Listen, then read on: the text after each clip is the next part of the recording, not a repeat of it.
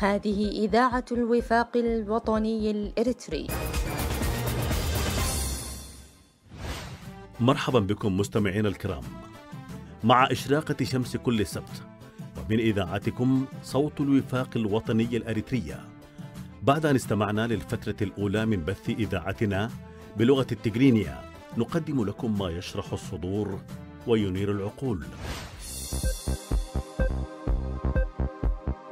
حصاد الأسبوع من إذاعة صوت الوفاق الإريتري. مستمع إذاعة الوفاق في كل مكان، أهلا ومرحبا بكم. فيما يلي يقدم لكم حصاد الأسبوع وإليكم العناوين. أفورقي يصل الصومال في أجواء تحاسب رئيسها فرماجو.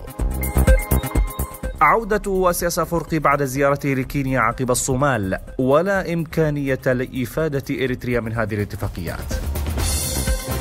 وكالة زاجل الإريترية: أفورقي يطير إلى الإمارات، أرباب النعمة أحق بالوفاء من الشعب الإريتري.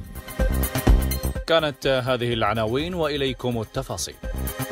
وصل اليوم الخميس الصومال أسياس أفورقي يترأس وفدا يضم وزير خارجيته عثمان صالح ومستشاره السياسي يماني كبر آب ومدير مكتبه أمين حسن. الزيارة تستمر يومين حسب جدولها المعلن، وتأتي لتعزيز العلاقات بين البلدين، وهي جزء من برنامج القمم السابقة التي عقدت بين رؤساء الدول إثيوبيا وإريتريا والصومال لبناء السلام في القرن الإفريقي. أفورقي كان في استقباله بمطار آدم عدي الدولي بالعاصمة الصومالية مقديشو كبار مسؤولي الحكومة الصومالية يترأسهم الرئيس محمد عبد الله فرماجو. يصل أفورقي الصومال وهو آمن، لا شغب عليه من شعبه ولا من حكومته ولا من معارضيه، ولا يحتاج ليأخذ شرعية من أحد لعقد صفقات مع من يشاء من دول ومؤسسات دولية، في حين يواجه الرئيس الصومالي المضيف فرماجو ضغوطا من بعض نواب برلمان بلاده تطالب بمحاسبته وإقالته، وترفض إبرامه اتفاقيات خارجية دون تصريح من المؤسسات التشريعية في بلاده، كما تدعو إلى فرض حظر عليه من السفر واتخاذ القرارات المصيرية حتى يحسم الملف المرفوع ضده في البرلمان. مما يذكر أن زيارة أسياس أفورقي تشمل بعد الصومال دولة كينيا بدعوة من الرئيس الكيني الذي لحق بركب محادثات سلام القرن الأفريقي مؤخرا، بعد أن نشطت فيه الدول المتجاورة في قمم متتابعة مرعية عربيا وأمريكيا ودوليا، وهي إثيوبيا وإريتريا وجيبوتي والصومال. عاد أسياس أفورقي رأس النظام الإريتري إلى أرض الوطن بعد قضاء 3 أيام بدأها بزيارة الصومال، وانتهت يوم السبت 15 من ديسمبر الجاري بزيارة كينيا، أجرى خلالها مناقشات مع نظيره الكيني في قصر الرئاسة بنيروبي. زيارة أفورقي لدول الجوار يقصد منها تعزيز العلاقات بين نظامه وبين هذه الدول حسب تصريحات المسؤولين وما حملته وثائقهم التي وقعها الطرفان. وتركز أهداف الزيارات على الجانب الاقتصادي والأمني والتجارة وتطوير الشراكة في ذلك كله حسب التصريحات الرسمية. فهل يساعد واقع أريتريا على الإفادة القصوى من هذه الاتفاقيات؟ غادر يوم الاثنين الماضي أسياس أفورقي رأس النظام الإريتري إلى دولة الإمارات العربية المتحدة، وقد استقبله ولي العهد الإماراتي حاكم أبو ظبي الشيخ محمد بن زايد. تأتي هذه الزيارة قبل أن يجف عرقه من زيارة قام بها إلى دولتي الصومال وكينيا انتهت بتاريخ 15 من ديسمبر الجاري من عام 2018. ناقشت زيارة أفورقي لأبو ظبي مثل زيارته لكل الدول تعزيز العلاقة بين البلدين والقضايا ذات الاهتمام المشترك حسب ما ينشر النظام عن أهداف هذه الزيارة، فيما يتابع الشعب الإريتري بأسا رحلات رأس النظام إلى كل الاتجاهات الإقليمية دون أن يكترث لتكاليف هذه الرحلات وخصمها من مقدرات الوطن، ودون أن يجد الشعب آثارا إيجابية لهذه التحركات الرئاسية في حياته المعيشية وحريته وأمنه واستقراره ومعالجة قضاياه الحقيقية. مستمعينا، كان هذا حصاد الأسبوع من إذاعتكم صوت الوفاق الإريتري. إلى اللقاء. هنا إذاعة الوفاق الوطني الأريتري. بدير حليك وفي حلاي من كفيك، بدير حليك وفي حلاي من كفيك، أم بالكم بيه زي ما حليك. عليكي مبلكم بيدي ما حليكي أكاك عبايتك ما فديك دي بيدك بديل لسميتي يا بدري.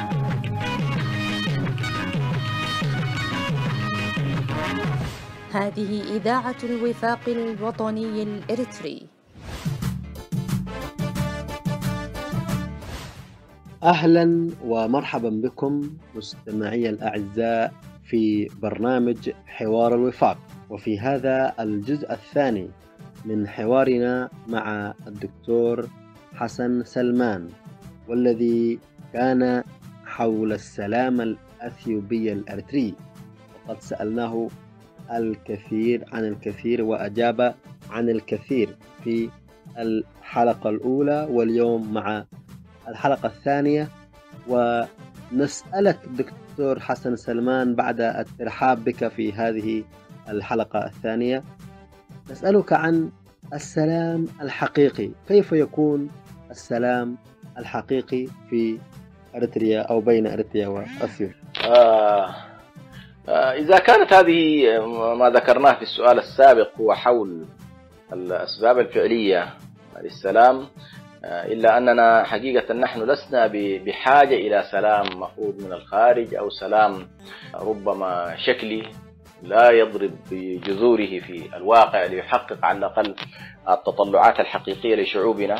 أعتقد أن الحاجة ماسة جدا إلى سلام حقيقي ينبع من إرادة حقيقية للشعوب، وتنعكس هذه الإرادة الحقيقية على مستوى النظم السياسية، وليست المسألة معكوسة، يعني تبدأ عملية السلام من فوق ولكنها ربما لا تحقق التطلعات والرغبات الحقيقية لشعوبنا.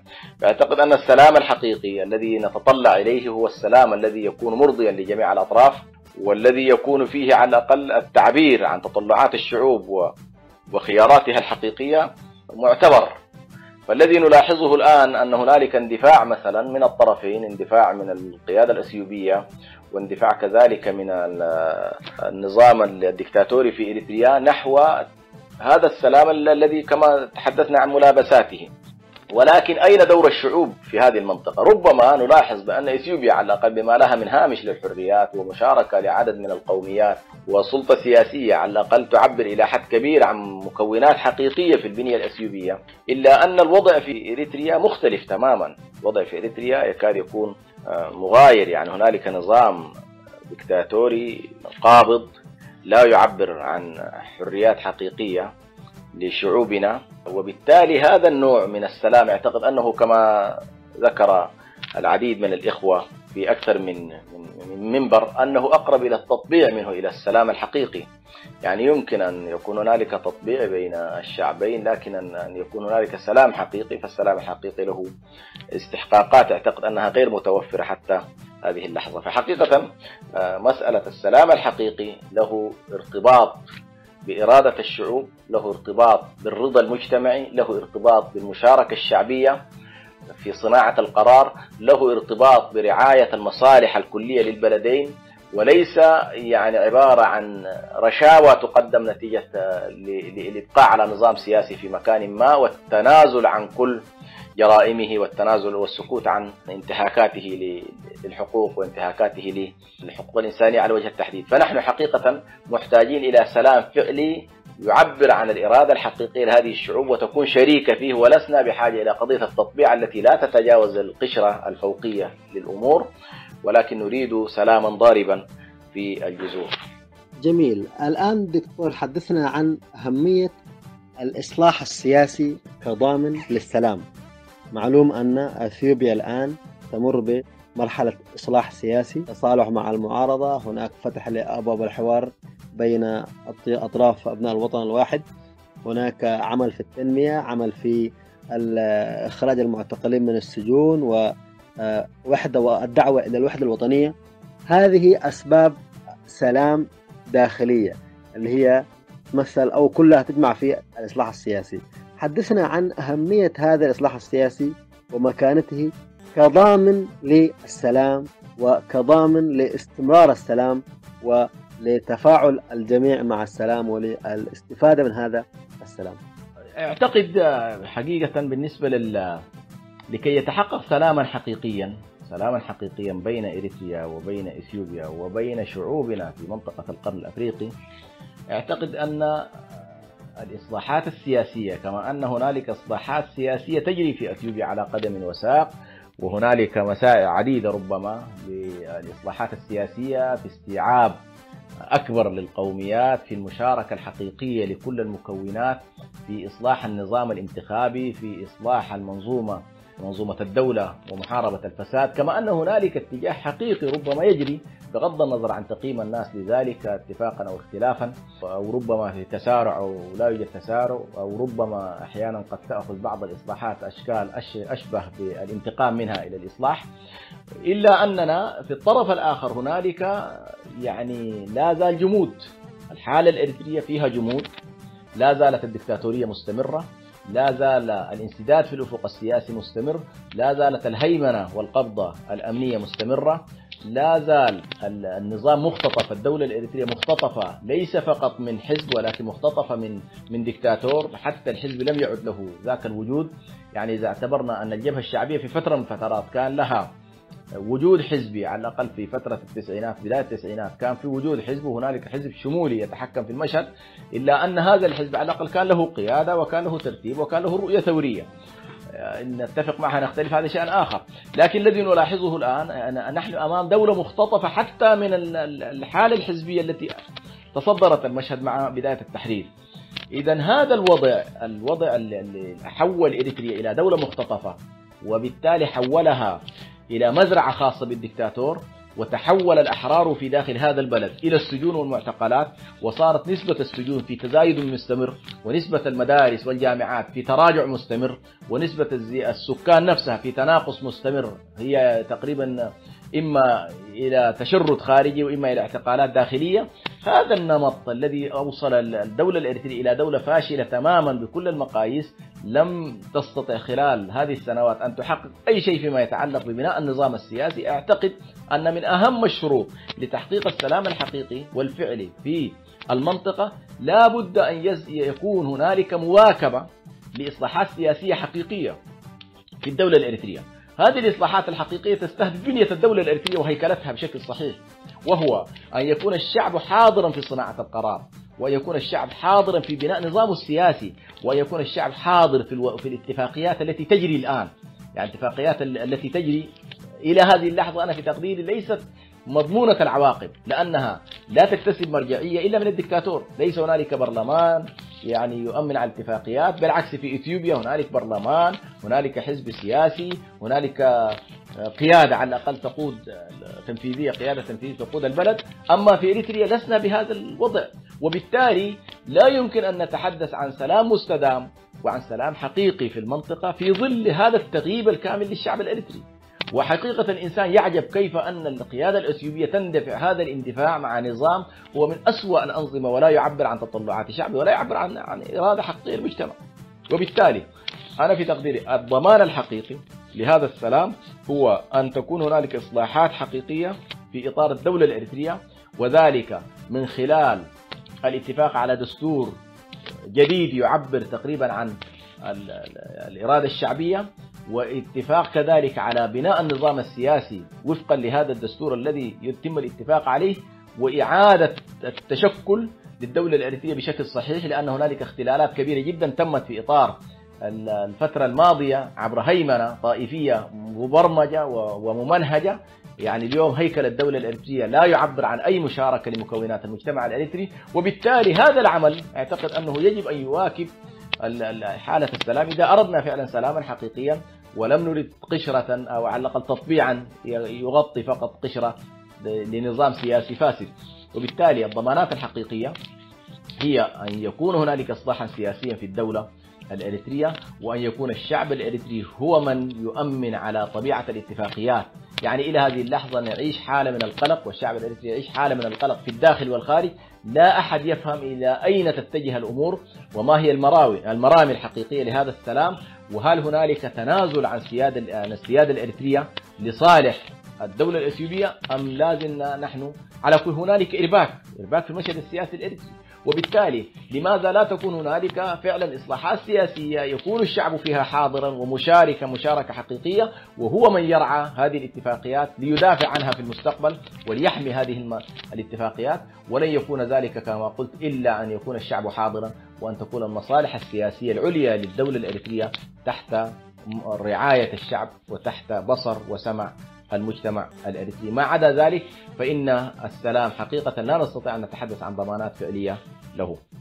شاكر لك دكتور حسن سلمان على هذه الإفادات والتي حدثتنا فيها عن السلام بين أثيوبيا وإريتريا، وأن هذا السلام الجاري الآن هو سلام مفروض من الخارج ويخدم مصالح السياسي الأفريقي فقط ولا يتعداها إلى مصالح الوطن والمواطن الإريتري عموما.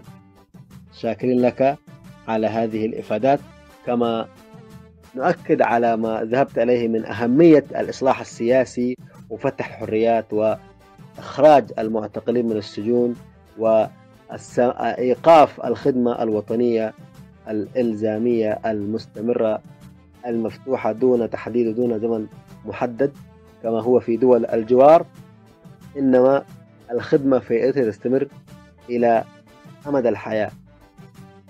لذلك نقول بأن الإصلاح السياسي الداخلي هو الضامن الحقيقي للسلام، وهو الذي يضمن سلاما يتمتع به أبناء الشعب جميعا.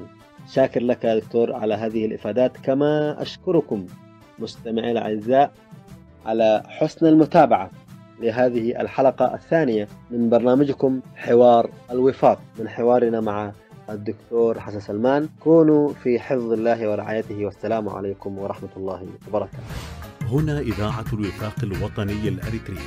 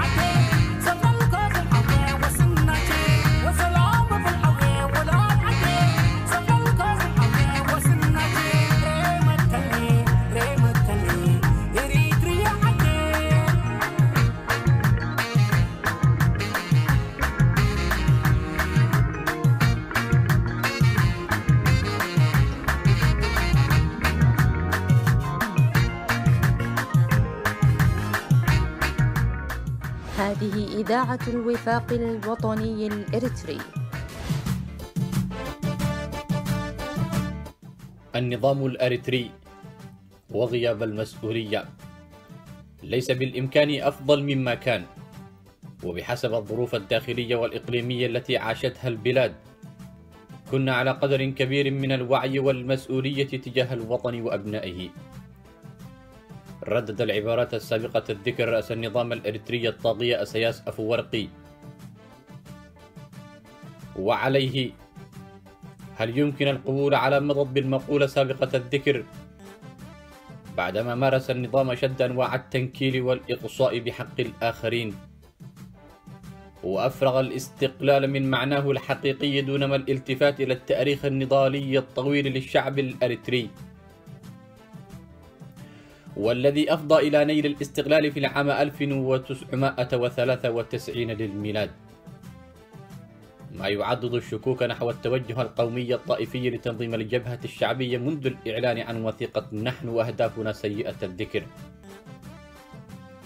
وما يدعو للقول بأن أريتريا ترزح تحت وطأة نظام استعماري وليست حكومة وطنية تستحق الاحتفاء،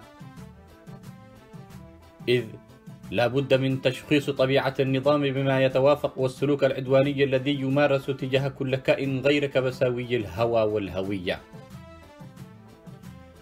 ما أدى إلى ضعف الرؤية الجيوستراتيجية لمشروع الاستقلال الإريتري لدى النظام ومن قبله التنظيم، وهي الرؤية التي ظلت تتخندق خلف شعارات وطنية رنانة لا تسمن من فقر ولا تبني وطنا، لكسب أوسع رقعة جغرافية داخل الحيز النفسي للمواطن الإريتري، وهو ما حدث بالفعل.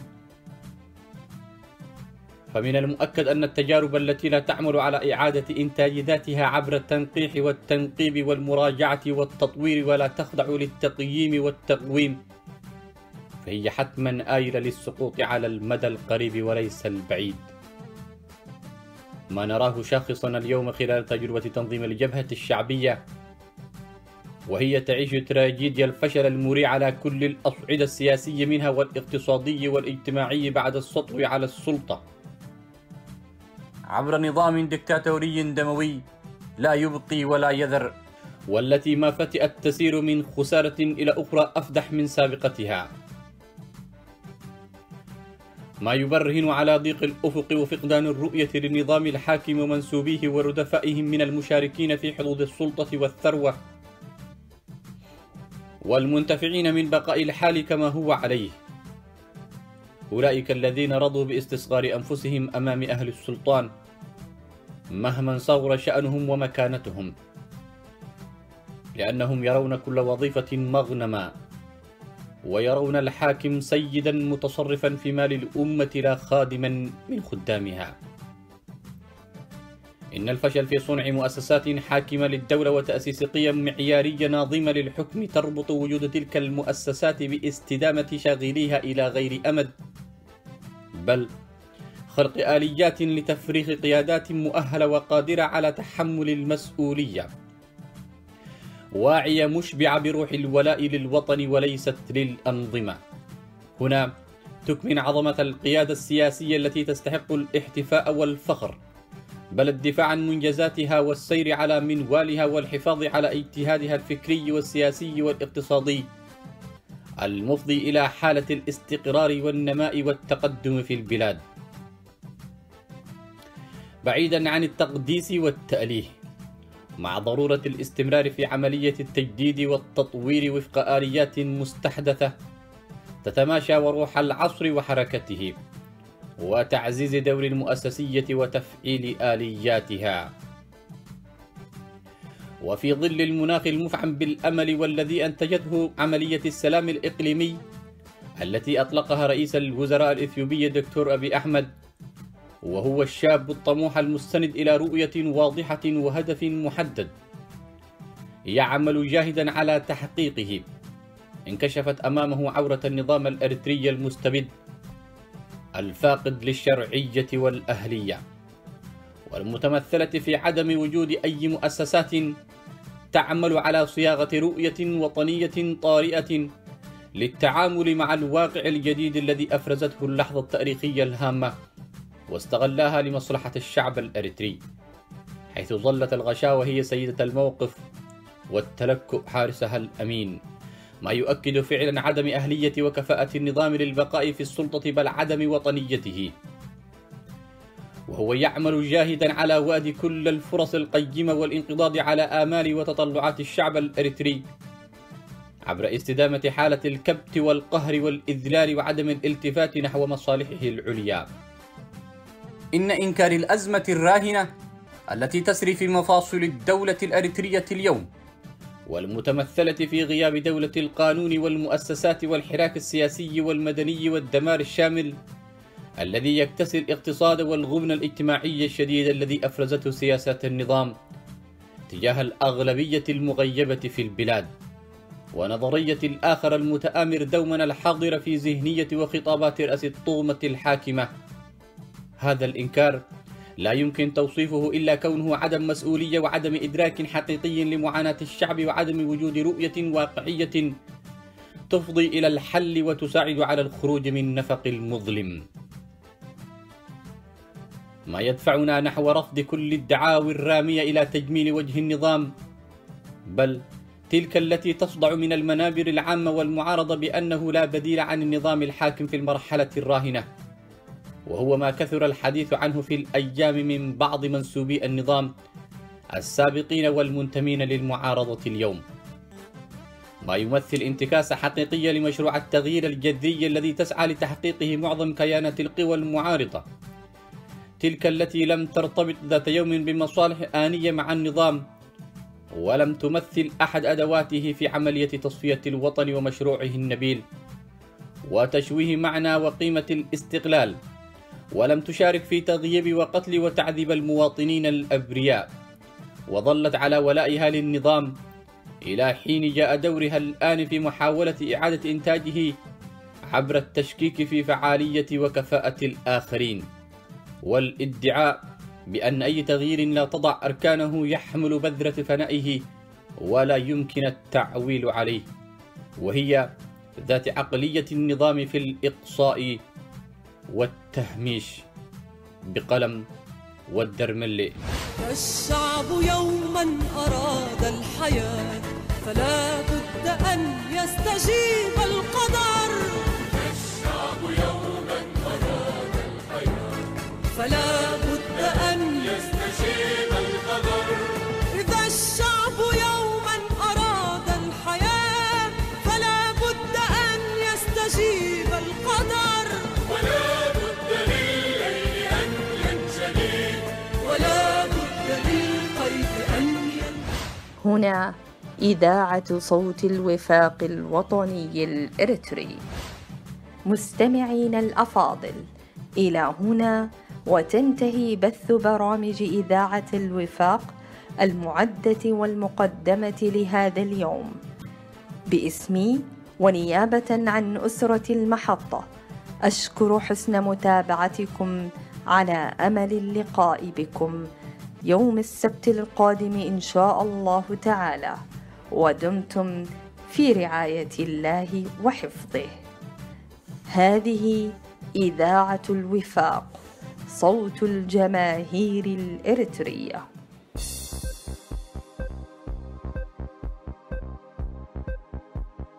هنا إذاعة الوفاق الوطني الأريتري.